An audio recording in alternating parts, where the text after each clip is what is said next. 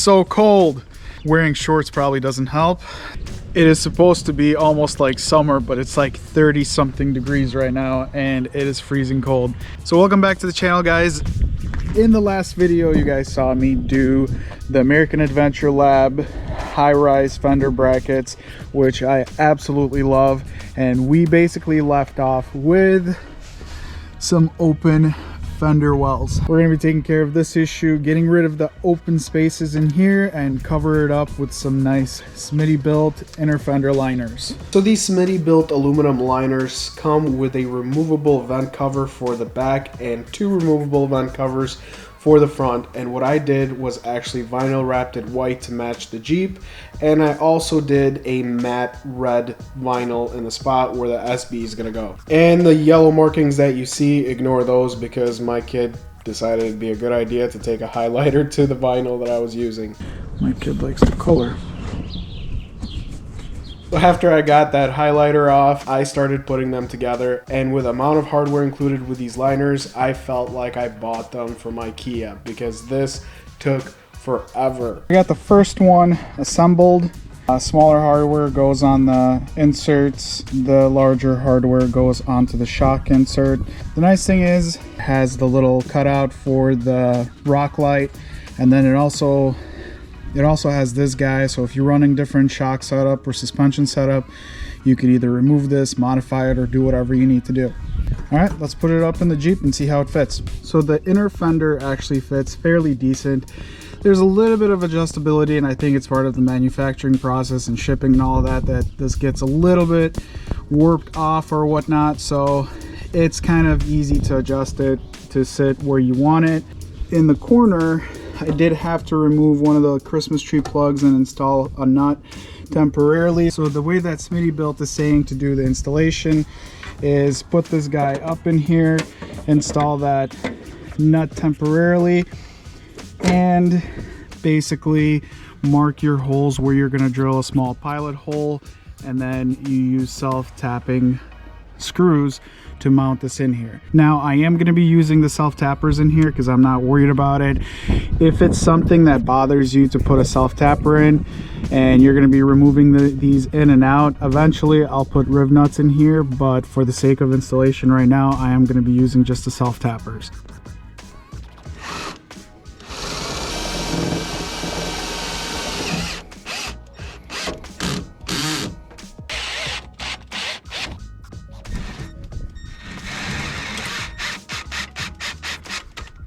Now I did run into a couple of small things, and it's easy to address them.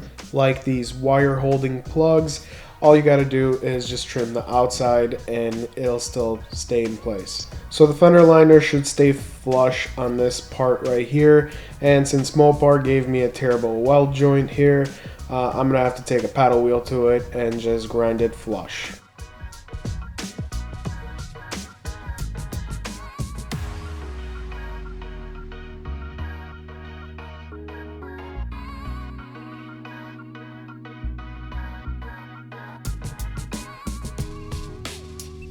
So moving to the rear part right now, basically my concern was that this comes in two flat panels and it's supposed to be like this. So my biggest concern was how to get this arc if this piece is flat. Once I started installing the bolts, it just seemed like it was going pretty smooth, and it actually all lined up very nicely and it curved the way it's supposed to. And I started over here towards the front and went towards the back, and it actually worked out great. This is basically what I was talking about, getting that flat piece to curve with this. I was a little nervous that it was going to be an issue, but it's actually not really that bad. So if you just go one by one, it all lines up nicely. I think that's the thing that takes the longest, is all the hardware that has to be installed. Other than that, I am ready to start installing the driver's side in the back here. All right, so before I install the actual fender, they do include this little rubber seal that they tell you to put on the edge right here. and basically the leftover gets cut and used on the other side. On the inside here, on the driver's side, there's going to be 3 mounting locations, and we are using these little clips.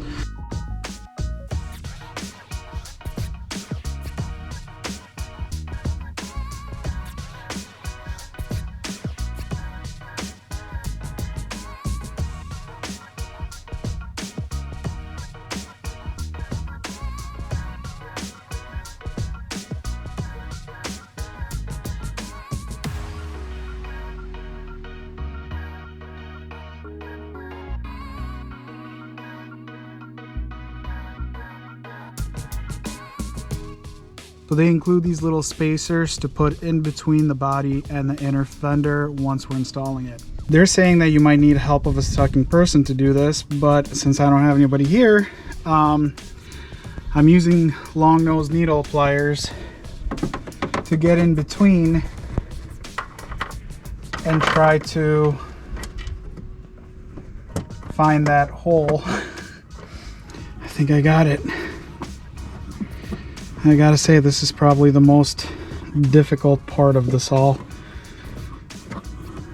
All right, it's in there. The nice thing about this is that they are aluminum, so they really do kind of mend into the position that they have to go. I think if I were to do it again, I'd probably take the wheel off and jack it up to get it in there. It'd probably be a little bit easier, but it is doable with the wheel on. And the only thing is, like I said, is this little spot right here that the fuel fill line is kind of up against this spot, which makes it a little bit more difficult to align it. But once it kind of goes into place, it all kind of just settles down into where it's supposed to go. So not terrible, and I think it looks awesome. The before shot,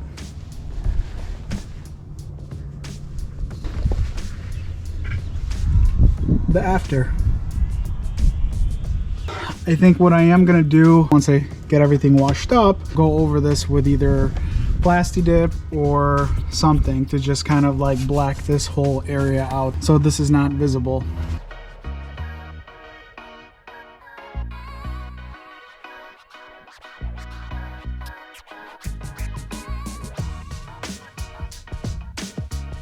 So Smittybilt includes these universal rock light mounts for the rear inner fender liners, and they have it mounted up all weird in one location like this, and I feel like these really stick out and they're really out of place, so I'm not going to be using them. Instead, what I'm going to do is I'm going to drill right into the fender liner up top and install my rock lights right in this location.